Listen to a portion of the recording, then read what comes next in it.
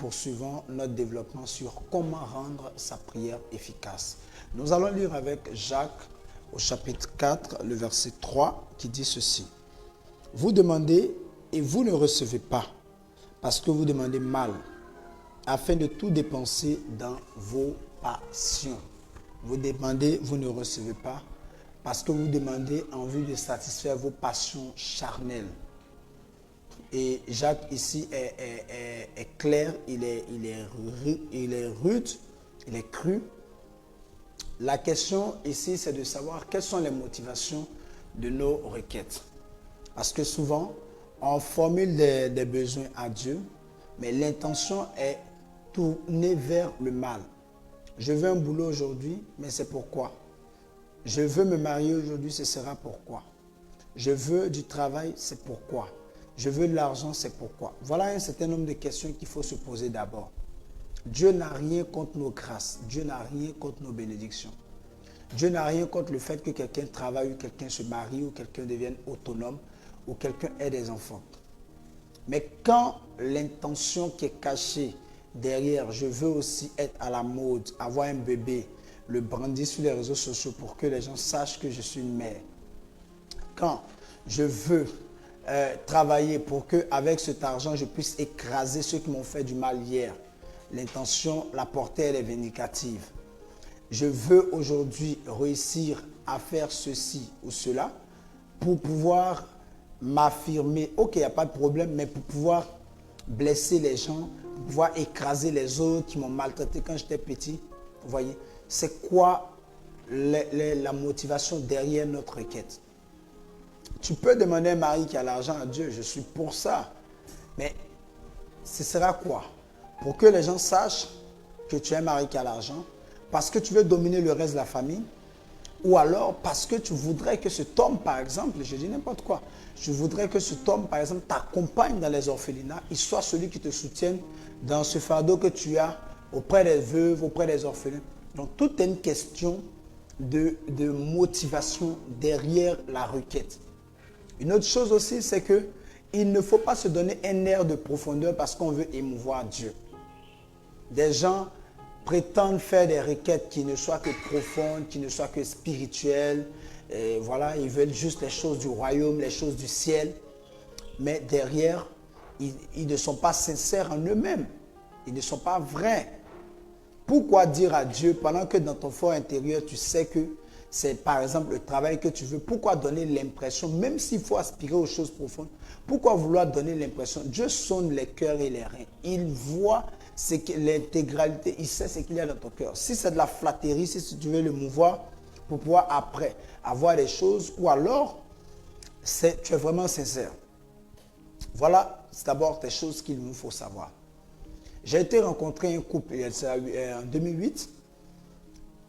La dame m'a appelé parce qu'il m'avait vu prêcher, puis ils m'ont invité chez eux. Je suis arrivé, je lui ai demandé c'est quoi, pourquoi, c'était quoi l'objet de l'invitation.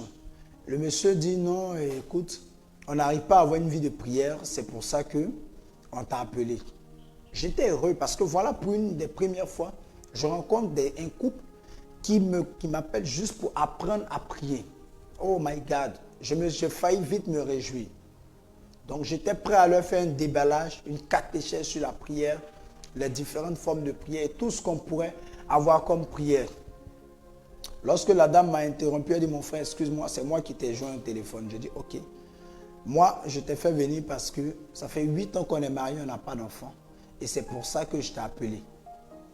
Ok, on va avoir l'impression qu'il y a un monsieur très profond et spirituel à côté. Mais je préfère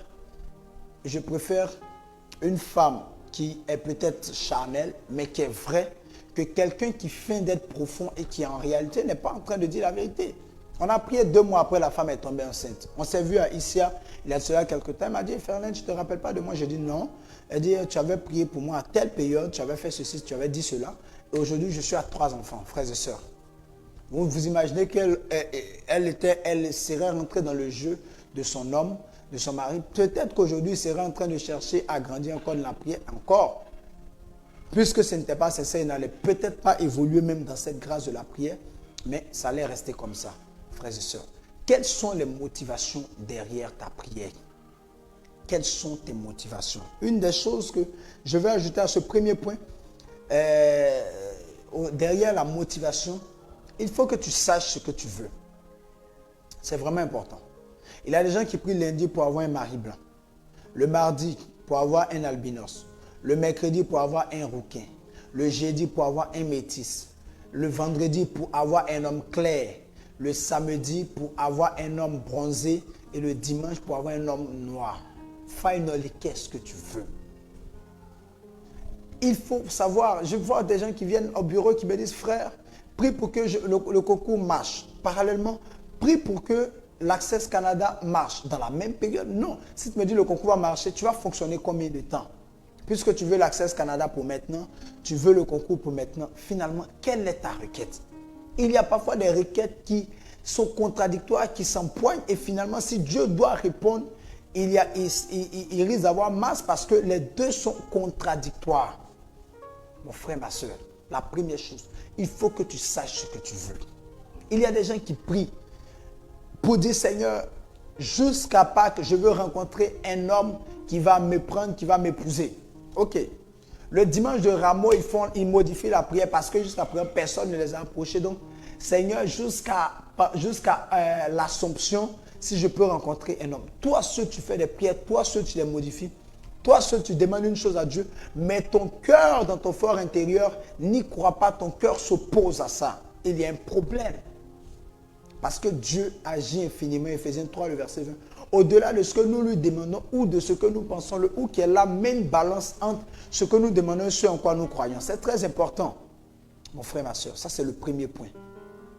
Quelles sont tes motivations? Qu'est-ce que tu demandes?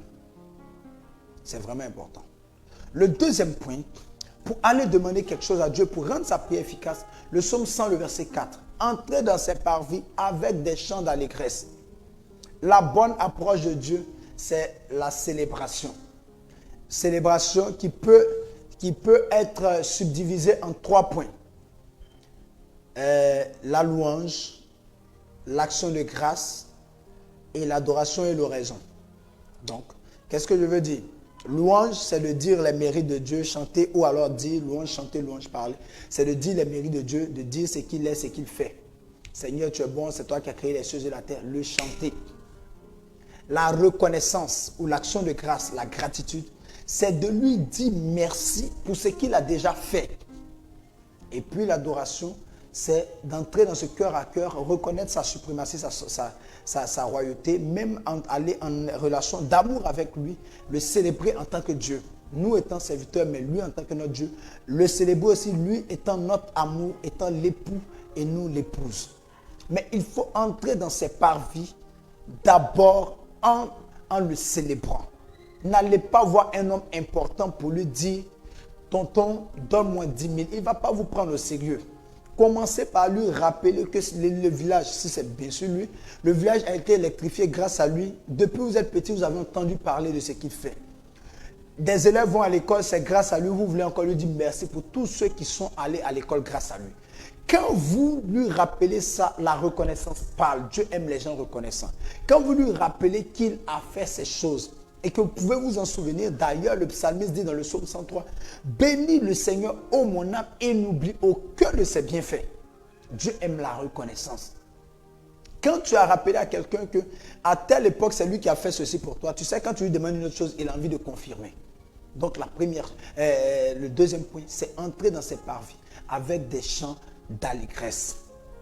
Le troisième point que je nous conseillerais pour rendre sa prière efficace, c'est de pouvoir se recouvrir du sang de Jésus. C'est vraiment important. Lévitique 17, le verset 11 nous présente, dit que l'âme baigne dans le sang, la vie de la chair est dans le sang. Et Apocalypse dit, nous l'avons vaincu par le sang de Jésus. La même Bible dit qu'il s'est fait malédiction pour que nous soyons bénis. Et la Bible dit dans le livre de la Genèse que le sang de Abel crie. Ça veut dire que toutefois que dans la présence de Dieu, nous sommes recouverts du sang de Jésus, Dieu ne nous voit pas, mais il voit Jésus qui lui parle, puisque l'âme baigne dans le sang. Donc c'est la personnalité, l'âme est le siège de la personnalité, c'est la personne de Jésus que Dieu voit. C'est pour ça qu'en Genèse chapitre 27, Jacob pour voler la bénédiction de son frère, il s'est recouvert de peau d'animaux pour paraître velu comme son frère. Ça veut dire que ton apparence, Dieu verra derrière toi, il verra derrière ta personne, il verra Jésus-Christ. Il sait fondamentalement que c'est toi, mais recouvert du sang de Jésus. C'est très important, il faut se recouvrir du sang de Jésus. Un autre point qui rend la prière efficace, Jean 14, 14. Tout ce que vous demanderez en mon nom, je le ferai. Nous sommes au 4e point. Tout ce que vous demanderez au nom de Jésus, il le fera. Demandez au nom de Jésus. Présentez-lui son nom. Philippiens 2 dit qu'il n'y a aucun nom qui nous soit donné par lequel nous puissions être sauvés si ce n'est le nom de Jésus. Quand tu formules une requête, rassure-toi que tu l'as présenté à Dieu au nom de Jésus. C'est très important. Le 5e point que je veux toucher pour rendre notre prière efficace, c'est de prier sur la base de la parole de Dieu. On le voit clairement dans 1 Chronique chapitre 4, le verset 9 à 10, la prière de Jabez. Jabez a prié avec les propos de Dieu. Ils l'ont vaincu par le sang de Jésus et par la parole dont il fut le témoin. Identifie des passages bibliques, identifie des paroles de Dieu, identifie des passages bibliques qui justifient, qui sont comme des alibis, qui sont comme des codes de loi, comme des articles de loi, qui soutiennent la requête, ton plaidoirie devant le trône de Dieu. C'est très important. Identifie des paroles de Dieu. Trouve une parole en relation avec ce que tu veux, ce que tu souhaites et présente ça à Dieu. Dis-lui, Seigneur, toi-même tu as dit ceci. Toi-même, voilà ce que tu as fait. Tu sais, Dieu ne t'écoute pas, il écoute sa parole. Dieu est lié à sa parole. Trouve des passages de la Bible et présente ça à Dieu. C'est très important. Le point suivant, pour rendre sa prière efficace, c'est de s'appuyer sur la prière des saints. Jacques dit, nous demandons, nous ne recevons pas, parce que nous demandons mal, nous prions mal. Donc, il est important de s'appuyer sur la prière de ceux qui savent prier. Ton ange gardien, tes saints, ton saint patron, le saint dont tu portes le nom, la Vierge Marie. Il faut s'appuyer sur la prière de ceux-là. Ils t'aideront à rendre ta prière efficace. Ils t'aideront à avoir une prière efficace. Et le dernier point, tu vas toucher des sous-points. Donc c'est en 7 points que je fais ce développement pour rendre sa prière efficace. Donc les 7 points pour rendre sa prière efficace. Le dernier point, c'est la foi et la persévérance. Donc vous pouvez garder la foi et la persévérance comme un point. Sinon, la foi à part et la persévérance à part. Il faut parler à Dieu. Il faut demander à Dieu. La Bible dit qu'une femme souffrait de perte de sang depuis 12 ans. Elle s'est dit en elle-même, si je puis seulement toucher le vêtement de Jésus. Elle s'est mise en tête que le simple fait de toucher le vêtement de Jésus pouvait lui garantir l'exaucement et le miracle. Frères et sœurs, la foi, c'est qu'est-ce que tu te dis en toi-même. Qu'est-ce que tu annonces en ton cœur. C'est qu'elle s'est dit en elle-même, c'est ce qui est advenu de sa vie. Quand vous lisez le passage, elle n'a pas fait des neuvaines éternelles. Elle n'a pas fait des vingtaines éternelles. Moi, je fais plein de neuvaines. Je lance plein de neuvaines en ligne. Mais la conviction avec laquelle tu fais ta neuvaine, la conviction avec laquelle tu approches le trône de Dieu, la conviction avec laquelle tu pries, est ce qui ouvre la porte du témoignage. Je le me répète, ceux qui vont dans la présence de Dieu, qui croient que Dieu existe, Hébreux chapitre 11, et qu'il est le rémunérateur de ceux qui l'invoquent, tu ne peux pas aller dans la présence de Dieu, douter de Dieu, ne pas être sûr, ne pas croire. Mon frère, ma soeur, tu rates. Oui, tu rates. Tu rates. Un jour, un frère est venu. Il suivait des prières qu'on fait en ligne. Et j'ai juste dit, posez la main sur les parties malades. Il a juste posé la main. Lui-même, il a prié. Parce que beaucoup pensent que c'est un homme de Dieu qui va prier pour toi. C'est un prédicateur qui va prier pour toi. Non. Marc 16, le verset 17 a été clair. Voilà les signes qui accompagneront ceux qui auront cru. La Bible dit, ceux qui auront cru. Pas ceux qui ont des titres, pas ceux qui ont un rang. Tous ceux qui auront cru, dès que tu crois, tu es éligible à tous ces signes. La guérison des malades, la libération des captifs. Le monsieur a posé, il dit qu'il souffrait de la clavicule gauche. Au passage, il ne me connaît pas. Il ne sait pas qui je suis, mais il est tombé sur cette prière qui se faisait en ligne. Et quand il a posé la main, il a prié, le mal a disparu totalement. Les témoignages, il y en a plusieurs. Il y en a nombreux. Une dame à Nantes, je rends la gloire à Dieu. On avait fait ce temps de prière où on avait enseigné sur la foi. On avait encouragé à croire en Dieu. Cette dame-là avait un cancer de sein. Elle avait posé la main, j'ai dit poser la main sur le sein. Récemment, quand nous étions à Nantes, elle m'a dit, écoute, Ferlin, tu sais que le cancer a disparu. Wow. Il n'y a aucune maladie qui tienne devant la foi. Tu sais quoi? Dieu ne va pas écouter ta prière. Dieu va écouter la foi que tu mets en ta prière. Parce que ça sert à quoi de formuler une prière avec de grands gestes, avec des cris, avec de belles paroles. Si la conviction intérieure n'y est pas, si ton cœur n'y est pas, mon frère, ma soeur, beaucoup préfèrent regarder à l'obstacle.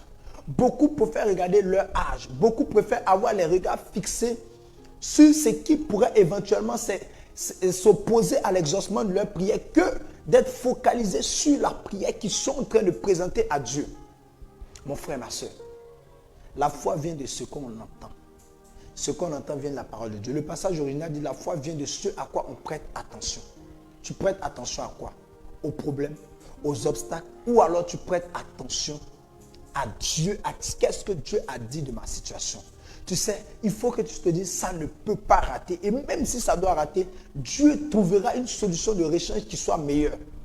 Mais ne prie pas pour dire, oui, bon, je ne sais pas, je vais essayer pour voir. Non, tu n'es pas en train de déployer la foi comme ça.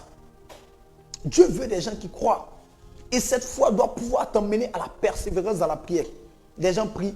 Quand ils ne voient pas le résultat, je suis fatigué, je suis fâché. Et on tourne d'homme de Dieu en homme de Dieu, comme le révérend Père Saint-Bayo le dit, de communauté charismatique en prophète énigmatique. Non. Non.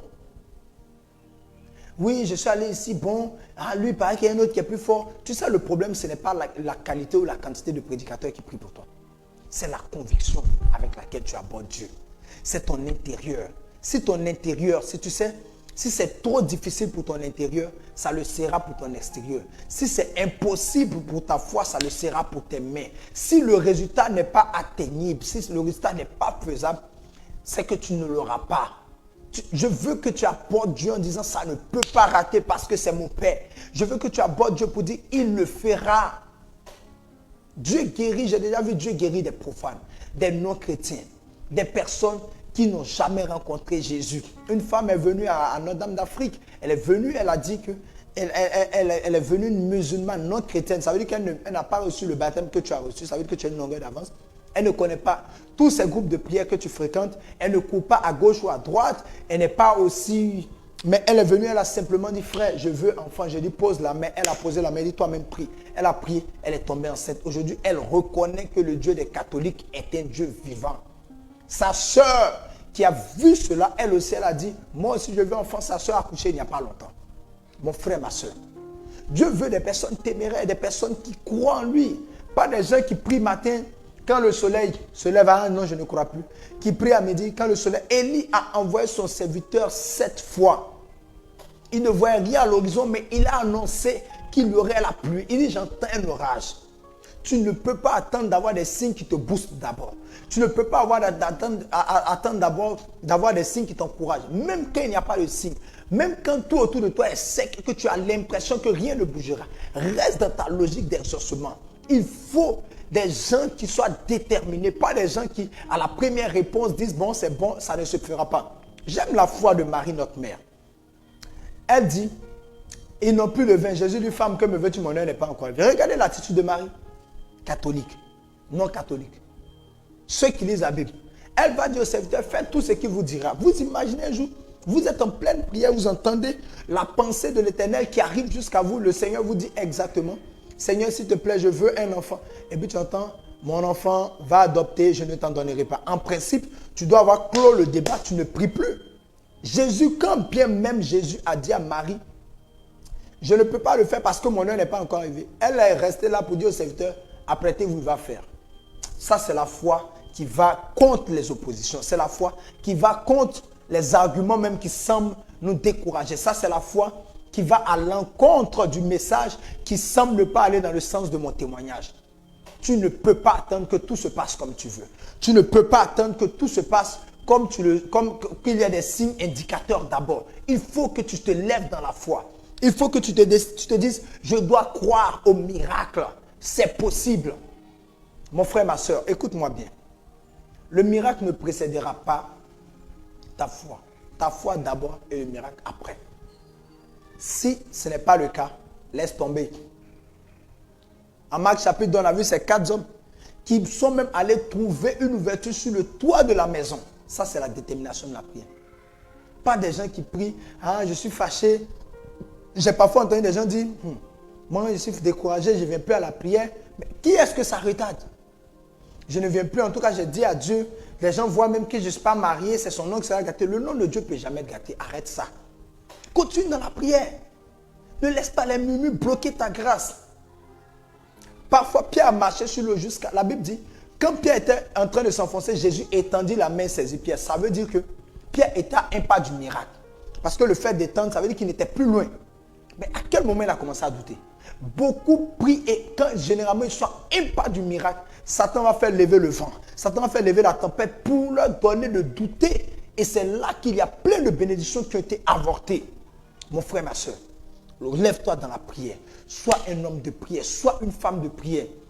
Sois quelqu'un qui a épousé la prière, qui est attaché à la prière. Et qui, après avoir mis tous ces éléments en valeur, ajoute la foi. Et qui est déterminé, pas quelqu'un qui s'arrête dès qu'il commence à prier. Tu sais, souvent, tu vas commencer à prier. Au moment où tu es en train de prier, c'est maintenant même que ton problème s'aggrave. Oui, au fur et à mesure que tu ne t'arrêtes pas, continue. Un poulet, quand on l'égorge, c'est au moment de mourir qu'il fait le plus de bruit.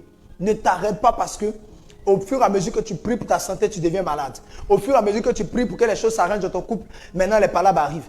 C'est parce que l'ennemi a vu l'intérêt que Dieu porte à ta requête. C'est pour ça qu'il veut te décourager. Il met tout ce qu'il faut pour que tu baisses les bras. Au fur et à mesure que tu pries, tu as l'impression que les choses ne vont pas comme tu veux. Tu as l'impression que les choses ne se passent pas comme tu veux.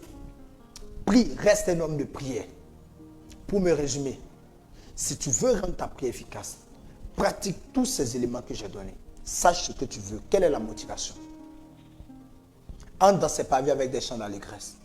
Invoque le sang de Jésus. Invoque le nom de Jésus. Ou alors, demande au nom de Jésus. Appuie-toi sur la prière de ceux qui savent prier, les saints.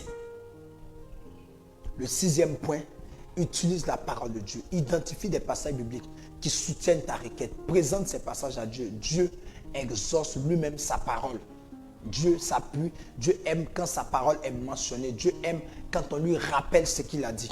Et le 7e point, c'est la pratique de la foi dans la persévérance. C'est que Dieu te retrouve. Le fait qu'on a vu dans ces passages, cette femme auprès du juge impitoyable, elle a continué à frapper la porte.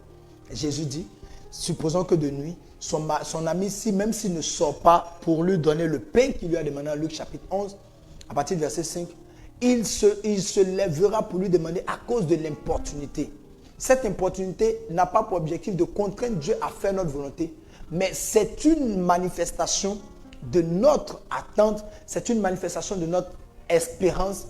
C'est de dire, Seigneur, je tiens encore à ça, j'insiste parce que je sais que tu vas faire. Je n'ai pas les moyens de te contraindre à changer de position, à faire ce que je veux. Mais le fait d'insister est une manière à moi de te montrer que Dieu, je suis sûr que tu as une solution pour moi, tu as une réponse pour moi. Que le Seigneur nous fortifie, que le Seigneur nous bénisse et qu'il nous aide à rendre nos vies de prière performantes, qu'il nous aide à rendre nos prières efficaces. Déjà, ferme les yeux, tu vas prier ce matin avec moi. On va demander à Dieu la grâce. Oui, déjà, fais cet exercice. Identifie une requête particulière. Oui. Et une bonne motivation. Rassure-toi que ton cœur ne veut pas satisfaire ses passions humaines. Sache ce que tu veux, de manière précise. Ne demande pas des choses contradictoires. et célèbre-le. Dis-lui merci. Dis-lui qu'il est Dieu, qu'il est le roi des rois. Sois reconnaissant pour ce qu'il a fait hier. Les fois où tu as été malade, où il t'a guéri. Les fois où tu as eu des difficultés financières, où il t'a sauvé. Dis-lui merci. Honore Dieu. Oui, glorifie le Dieu du ciel.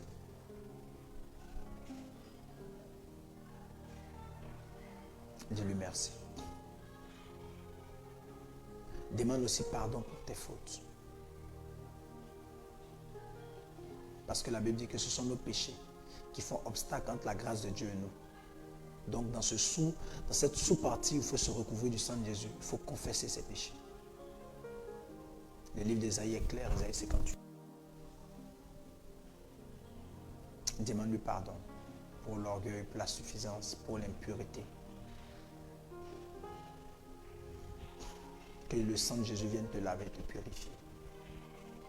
Que ce sang vienne te sanctifier.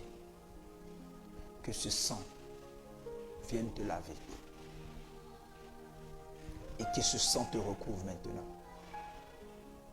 Oui, vas-y, prie. Et pendant que ce sang te recouvre, présente ta requête au nom de Jésus. Trouve un passage. Seigneur, tu as dit que l'homme mangera la sueur de son front. Donne-moi de trouver du boulot. Tu as dit qu'il n'est pas bon que l'homme soit seul. Donne-moi de rencontrer quelqu'un. Tu as dit que la stérile enfante 7 fois. Vas-y, trouve un passage. Demande à Marie, notre mère, aux anges de te porter en prière. Et sois convaincu. Le Dieu du ciel est de ton côté. Sois convaincu de ce que le Seigneur est en train de faire dans ta vie. Que le Seigneur nous bénisse, qu'il nous fortifie, qu'il nous aide à rendre notre prière efficace. C'était Parole de connaissance avec votre frère Efferlin de Lucrèce. Pour écouter d'autres messages de ce prédicateur, consultez la description de cette vidéo. Vous y trouverez un lien renvoyant à sa page. Si cet enseignement vous a fait du bien, abonnez-vous à notre page YouTube Roua TV Channel et activez la cloche de notification pour écouter d'autres prédications de la même portée. Que Dieu vous bénisse.